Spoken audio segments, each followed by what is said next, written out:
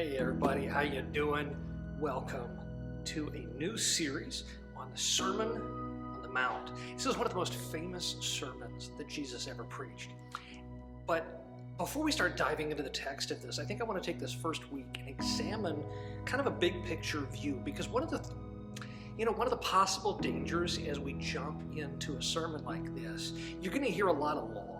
You're going to hear a lot of instructions, a lot of things saying this is what you ought to be like, whether it's the Beatitudes, the instructions on being salt and light, how to avoid lust issues or divorce and anger issues and all these kinds of things, which are all well and good and things that Jesus needed to express and things we need to hear.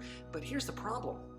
If we look at this, we hear all this law and we think, hey, in order for me to be what God hopes me to be, I need to get myself in order. I need to get right with God. And as much as that's true, we need to watch out and avoid running the risk that we forget God's grace.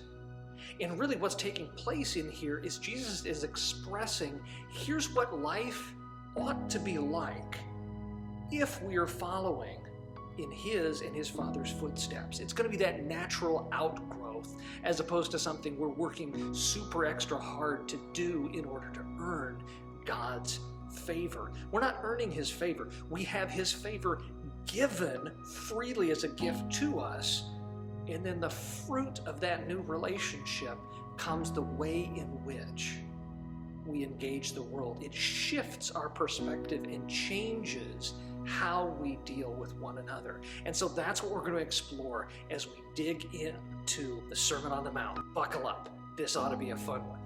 I'll see you next week.